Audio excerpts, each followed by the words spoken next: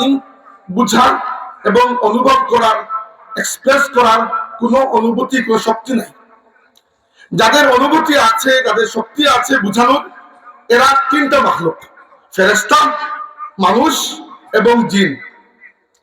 আর বাকি সমস্ত প্রাণী হচ্ছে যাদের নিজেদেরকে ভাব প্রকাশ করার কোনো উপায়, কোনো মাধ্যম নাই। মানুষ, জিন এবং ফেরেশতাদের মধ্যে দুইটা ভাগ আছে। ফেরেশতা এক ভাগ, আলাদা। মানুষ আর জিন আরেক ভাগ। কিভাবে?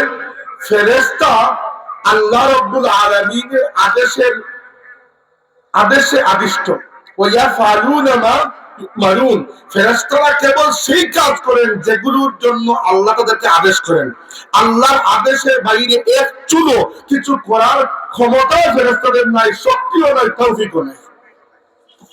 বুঝতে পেরেছেন? কিন্তু মানুষ এবং জিন জাতি এই ক্ষেত্রে আলাদা। এদের আল্লাহর ফরমাবরদারি করারও শক্তি আছে, নাফরমানি করারও শক্তি আছে। আছে না? আমরা কি চাইলে গুনাহ করতে পারি না? পারি। জিনরাও পারে। তাই দুনিয়ার জীবনের মধ্যে একটা বড় অংশকে আল্লাহ আমাদের ইচ্ছার অধীন বানিয়ে দিয়েছেন, মানুষ এবং জিনের জন্য। এই জন্য কিয়ামতের দিন শুধুমাত্র মানুষ এবং জিনকে আল্লাহ রাব্বুল আলামিন প্রশ্ন করবেন। অন্যান্য প্রাণীদের কথা মাঝে মধ্যে হাদিসে এসেছে যে, উদাহরণস্বরূপ আল্লাহ নবী বলেছেন, একটা শিংওয়ালা ভেড়া যদি আরেকটা শিংওয়ালা ভেড়া, শিং ছাড়া ভেড়াকে দুনিয়াতে অন্যায়ভাবে গোটা দেয়, কিয়ামতের ময়দানে আল্লাহ তাবারাকা ওয়া তাআলা ওই শিং ছাড়া ভেড়াকে শিং দিয়ে বলবেন, দুনিয়াতে থাকতে যে শিংওয়ালা ভেড়া তোমাকে গোটা দিয়েছিল, তাকে গোটা দিয়ে তুমি ইনসাফ আদায় করে নাও। কিন্তু এগুলো বিচ্ছিন্ন ঘটনা।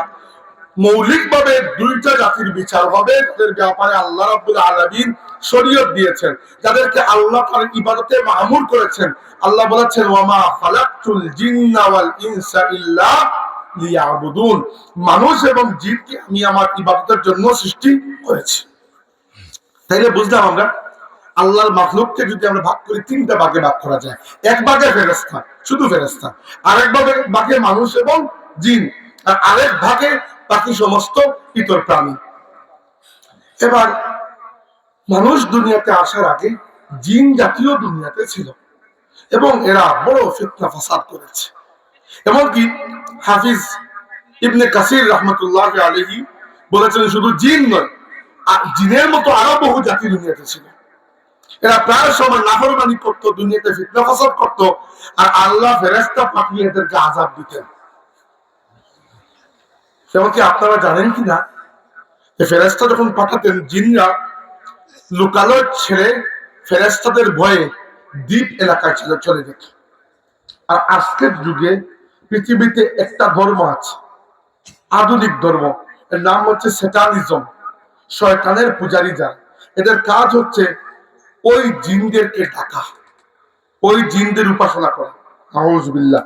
এরকম পৃথিবীতে একটা ধর্ম আছে, ধর্ম বলা যায় না, একটা সংস্কৃতি, একটা কিছু মানুষ আছে এরকম, যারা জিনের ইবাদত করে, শয়তানের ইবাদত করে, এবং শয়তানের ইবাদত করার মাধ্যমে তারা ওই শয়তানদেরকে ডাকে দুনিয়াতে, তাদেরকে ফেরেশতারা আগে মেরে ফেলিয়ে দিয়েছিলেন।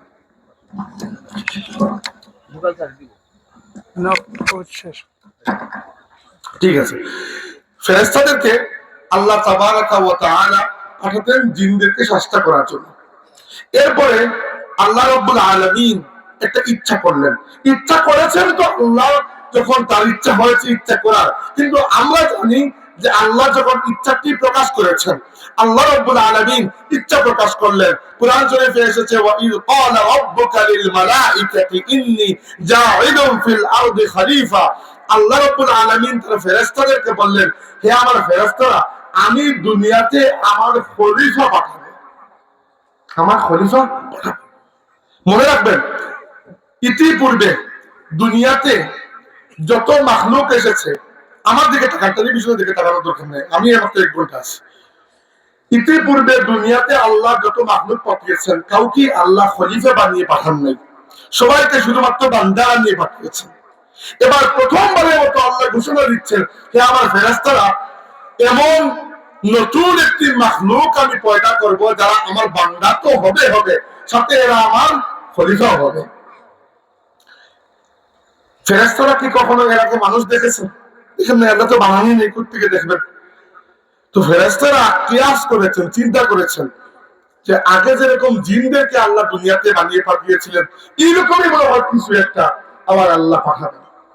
এই জন্য ফেরেশতারা একটা প্রশ্ন করলেন, বললেন, কুরআন শরীফে এসেছে, ক্বালু আতাজআলু ফীহা মান ইউফসিদু ফীহা ওয়া ইয়াসফিকুদ দিমা।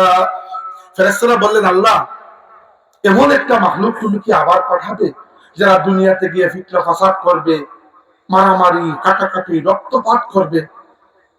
এবং ফেরেশতাদের কথা একটা যুক্তিও আছে, কি যে বান্দা তো তুমি বানাও তোমার ইবাদতের জন্য, আমাদের চাইতে বেশি ইবাদত কি করতে পারবে? নাহনু নুসাব্বিহু বিহামদিকা ওয়া নুকদ্দিসু লাক।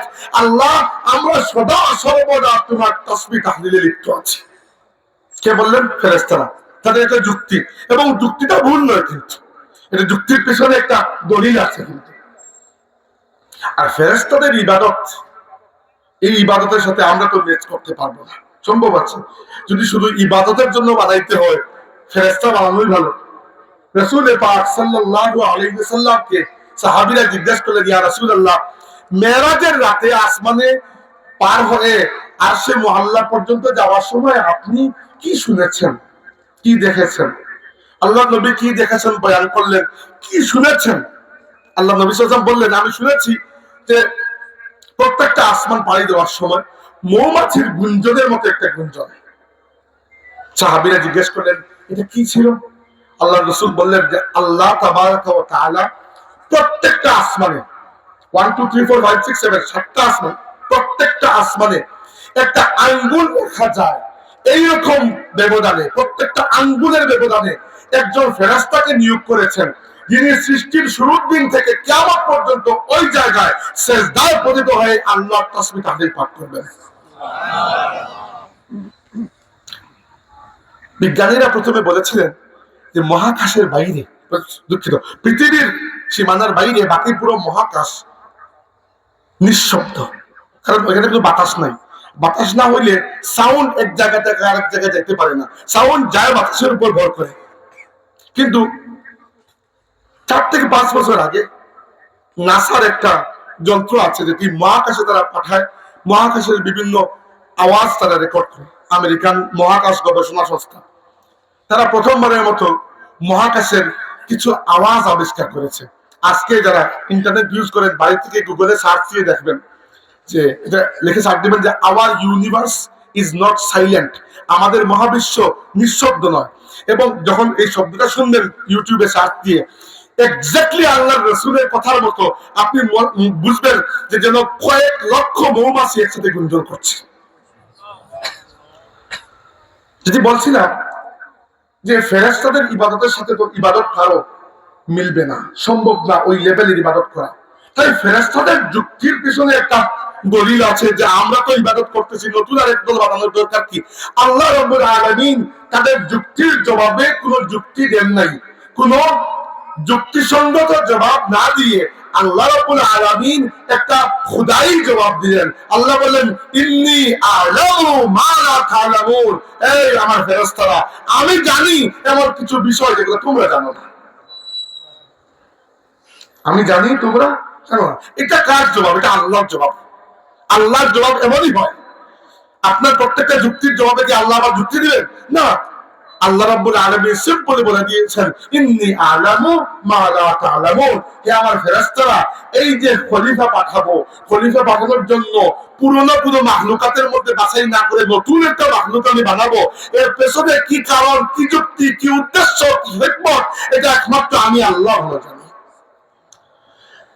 এরপরে আল্লাহ আদম আলাইহিস সালামকে সৃষ্টি করলেন। কি দিয়ে সৃষ্টি করলেন? মূলত মাটি, বাকি অন্যান্য এলিমেন্টও ছিল, কিন্তু মূল এলিমেন্ট কি? মূল সোর্স মাটি।